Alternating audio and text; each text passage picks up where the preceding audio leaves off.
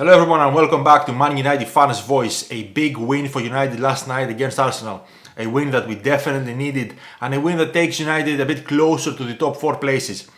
Not the prettiest game, but definitely an entertaining and very energetic game to watch, and goals from Bruno Fernandes and Cristiano Ronaldo gave Manchester United this much needed 3-2 win.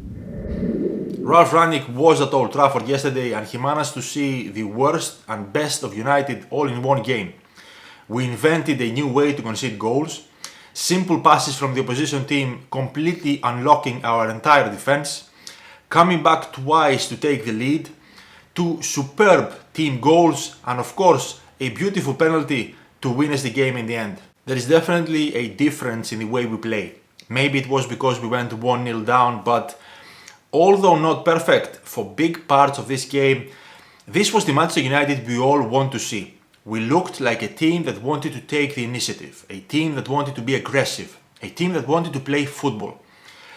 This could have easily been a very different night, but the players did step up and well done to them. Although we have a lot of games close to each other in the next 4 weeks, I think that this is a good time for Rangnick to take over. The last 3 games have lifted the players' confidence. They look like they want to prove themselves. We should have 2 or 3 players coming back from injuries in the next week to 10 days, and our next 7 games all look winnable. This could be the perfect timing for United to turn a corner. On the actual game, the starting lineup and the first few minutes of the game gave me the impression that United were using a 4-2-2-2 system, which visually looks like a 4-4-2 when you're off the ball. I really got excited because this is the best system to have Ronaldo in, and it also allows you to switch to a 4-2-3-1 easily. It allows you to press and set traps, and I thought that this was Ralf Rangnick influencing the tactics. But unfortunately it was not the 4-2-2-2, it was very much the same 4-2-3-1 with the same problems that we've seen all season being very obvious in the first half, relying heavily on individual skill rather than tactics. Of course, the most talked about part of that game was Arsenal's first goal. I've seen a lot of people blame the referee and I've seen a lot of people blame the Arsenal players, but in my opinion, yes, the referee can be blamed for not blowing his whistle earlier, and I do put some blame on the Arsenal players and Arteta for celebrating a goal they scored in an empty goal. But the reality is that the goal should stand because there is no foul, Fred stepped on David De Gea, and there is no injury to David De Gea's head, which is the only reason a game is stopped. And in my opinion, in this situation, although I understand it is painful, David De Gea should stand up, even if it was on one leg. Stand up until the ball is cleared and then lie down until you get treatment. Before the game started, I was a bit worried about 𝗦𝗢𝗞𝗦 and Alex Telles, but they were both better than I expected. They were both energetic, passionate and quite positive going forward, especially Dalot.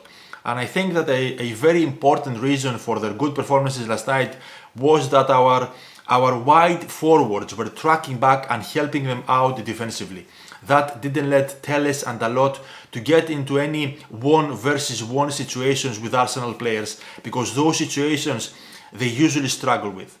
Fred is such a unique player. He can be so bad and so good in the same game. You can love him and hate him at the same time. He was terrible in the beginning of the game, but then he was quite good and he was involved in 2 of our goals.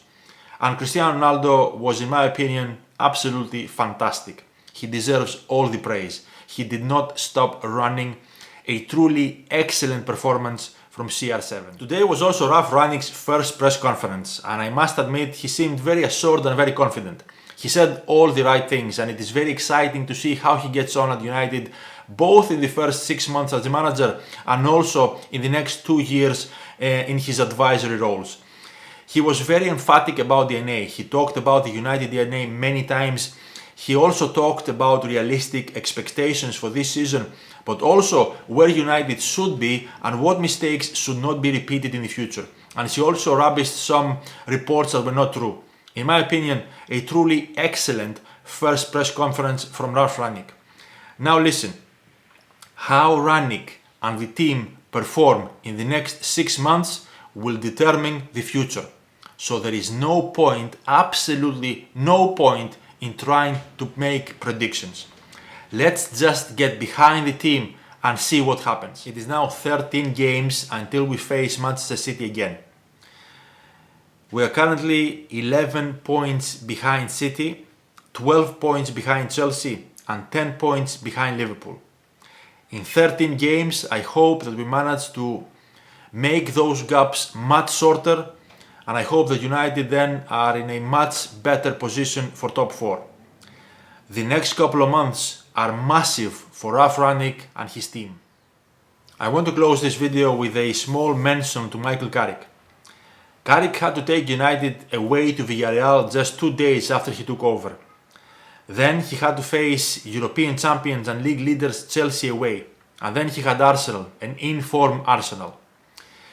From those 3 games, he got 2 wins and 1 draw. He has done a fantastic job, and he has set up the team nicely for Rangnick to take over. He should be very proud of himself. Personally, I did not expect him to step down. He has been an excellent, a superb servant of this club, and I wish him nothing but the best.